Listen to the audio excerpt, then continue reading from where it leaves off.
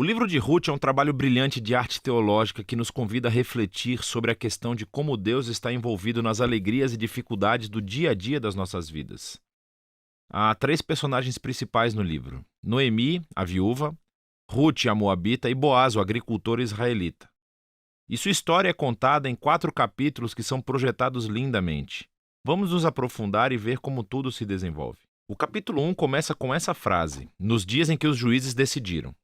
E isso nos lembra dos dias muito sombrios e difíceis do livro de Juízes. E aqui encontramos uma família israelita em Belém lutando para sobreviver à fome. E assim, em busca de comida, eles se mudam para a terra de Moabe, antigo inimigo de Israel. E aí o pai da família morre.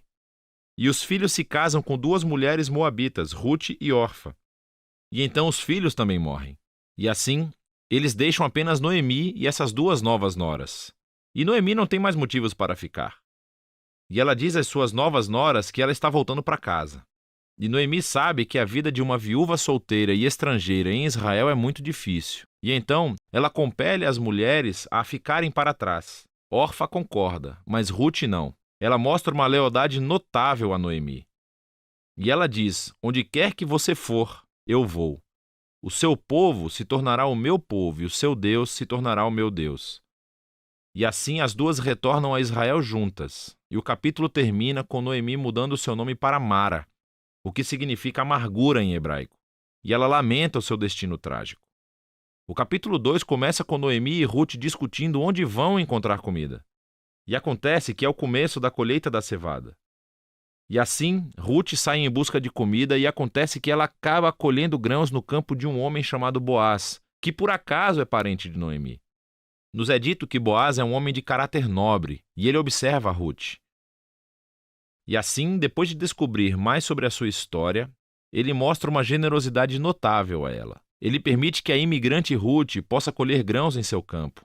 E ao fazê-lo, Boaz realmente obedece a um mandamento explícito da Torá, que é mostrar generosidade aos imigrantes e aos pobres.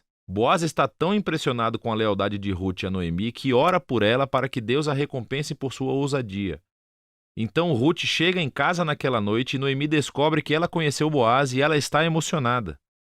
Ela diz que Boaz é o resgatador da sua família. Agora, essa coisa de resgatador da família era uma prática cultural em Israel, onde se um homem da família morresse e deixasse para trás uma esposa, filhos ou terra, era responsabilidade do resgatador da família casar-se com aquela viúva, aceitar a terra e proteger essa família. Então, Noemi começa a ter esperança de que talvez haja um futuro para sua família. O capítulo 3 começa com Noemi e Ruth fazendo um plano para que Boaz perceba a sua situação. Então Ruth parará de usar roupas de viúva de luto e dará sinais de que ela está disponível para casar-se. E assim, Ruth vai ao encontro de Boaz na fazenda naquela noite. E quando ela se aproxima, Boaz acorda e ele está totalmente surpreso. E Ruth deixa as suas intenções muito claras. Ela pergunta se Boaz vai redimir a família de Noemi e se casar com ela. Boaz é mais uma vez surpreendido pela lealdade de Ruth, Noemi e sua família. E ele chama Ruth de uma mulher de caráter nobre. É o mesmo termo usado para descrever a mulher de Provérbios 31. Então, Boaz diz a Ruth para esperar até o dia seguinte, e ele resgatará Ruth e Noemi legalmente perante os anciãos da cidade. E assim, o capítulo termina, com Ruth retornando a Noemi, e elas se maravilham juntas por todos esses eventos recentes. No capítulo 4, tudo se encaixa. Acontece que, no último minuto, Boaz descobre que há um membro da família que está mais perto de Noemi do que ele, e ele é realmente elegível para resgatar a família antes de Boaz. Mas no último segundo, esse membro da família descobre que ele vai ter que se casar com Ruth, a moabita, e se recusa. Mas Boaz conhece o verdadeiro caráter de Ruth. E assim ele adquire a propriedade da família de Noemi e se casa com Ruth. E assim, no começo, como Ruth era leal à família de Noemi, agora Boaz é leal à família de Noemi também. A história termina com uma reversão de todas as tragédias no capítulo 1. Assim, a morte do marido e dos filhos é revertida, quando Ruth se casa novamente e dá à luz a um novo filho, concedendo alegria a Noemi. E essa simetria entre abertura e encerramento é ainda mais notável. Então, lembre-se, a tragédia da abertura foi seguida por um grande ato de lealdade da parte de Ruth. E isso agora é correspondido pelo ato de lealdade de Boaz que leva à restauração final da família. E essa simetria também destaca o conceito dos capítulos internos. Cada um dos capítulos começa com Noemi e Ruth fazendo um plano para o futuro. E isso é seguido por um encontro providencial entre Ruth e Boaz, e cada capítulo termina com Noemi e Ruth regozijando-se com o que aconteceu. Essa história é projetada lindamente, e esse conceito realmente se conecta com uma característica realmente interessante da história, que é o fato de haver pouca menção de Deus. Claro, os personagens falam sobre Deus algumas vezes, mas o narrador nunca menciona Deus fazendo algo diretamente na história.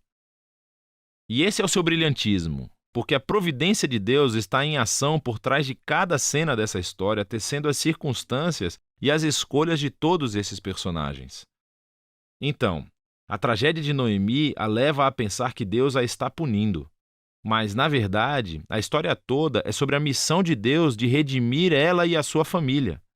Ele está fazendo isso através de Ruth, através de sua ousadia e lealdade, que traz cura para a vida de Noemi. Mas não sem Boaz, que é um agricultor prático, cheio de generosidade e lealdade. E assim, Deus usa sua integridade combinada com a ousadia de Ruth para salvar Noemi e a sua família. E assim, essa história explora de maneira brilhante a interação dos propósitos e da vontade de Deus com a decisão e a vontade humanas.